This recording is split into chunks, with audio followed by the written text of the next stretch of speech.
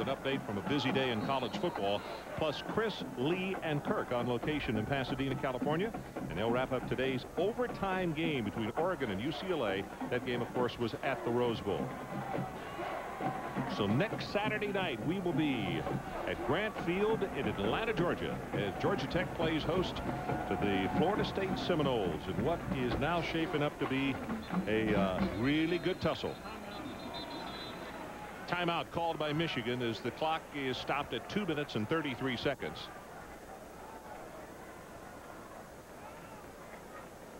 Gary Barnett's ball club, I mean, his coaching staff, after this one tonight, they have to go and start looking at footage, and they have the #1 team in the nation coming in next week. As you look at the remaining schedule, first of all, for Michigan, Indiana, I'm sorry. Well, when you talked to the players the other day, you kept asking them about Ohio State. You said, you know, you're in a position where if you win all your games, and everyone to a man would say, hey, we're worried about Northwestern. Then when we get by Northwestern, we'll worry about Indiana.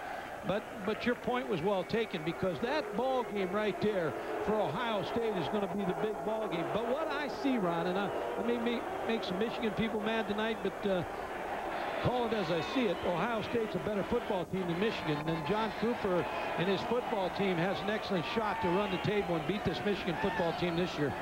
I was interested in watching that Ohio State game today, watching portions of it. The quote that they used to Coach Cooper when he was asked, he said, yeah, we think about Michigan. I hope they're thinking about Michigan every week. Well, I guess when you're 1-8-1 against a club, you have them in the back of your mind. That's the big ball game for both these coaches, just like Auburn, Alabama, Florida State, Florida, all of them. Michigan, Ohio State is special.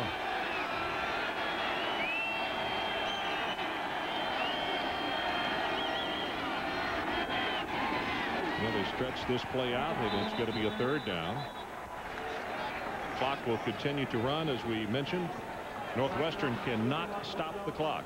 And you go back, I think we've all talked about the job Bill Snyder's done at Kansas State, and that Gary Barnett's done here at Northwestern, and that John Cooper for some reason gets overlooked the job he's done at Ohio State with his staff, because they just continually lose players to the NFL and keep winning. And they've got a football tradition-rich program, Ohio State. Gary Barnett took over a program here that hasn't won, and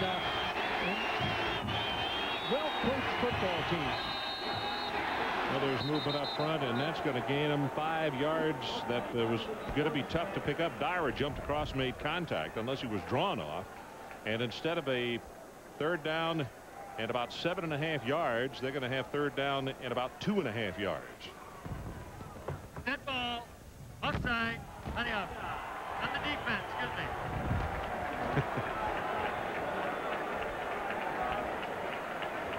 These officials have done a nice job I was tonight. just going to say, well officiated football game. I'll tell you what, you'd have to deal with what they've had to deal with tonight. It's picked up a little dirt right there too. I was going to say, they haven't lost their footing all night. We haven't watched them that closely, right? No, they have, though. They joke, but they have done an extremely nice job with this one. People will be buying those referees shoes. Adrian will need a pair of those. Minute and a half left. 3rd down, Vargas, and by golly, I think he got it. I think he got it. He has played some football game tonight. There's a new sheriff in town in Michigan right now, Justin Vargas. You know, he's effortless also. That first step is extremely quick, and then he doesn't necessarily have to give you a major move, but he really can give you a hip and keep on going. When you look back at his career 4 or 5 years from now, you're gonna he developed in this ball game. This is his game. His coming out party as a Michigan running back. Well, let's stretch it out. As you see, the ball's in a little valley there. Well, Michigan may win this football game, Ron, but it hadn't been easy. No. And they have a lot of respect for this Northwestern football team. In Northwestern, when you look at Gary Barnett, and you talked about it, the open, people say, you know, well, are they slipping back? But I don't think that's the case. They've had 3 good recruiting years. They're young. They've had a lot of injuries. They had 5 starters back on offense. They lost 4 of them as the season progressed. So they're a very young football team playing with a lot of injuries, and they'll be back, and they'll be back in the Big Ten picture. Maybe not this year, but next year you'll see them back.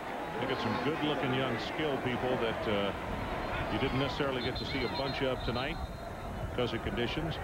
Brady goes down on the knee. Northwestern can't do anything about this. They probably should have to snap the ball one more time. Has it quit raining?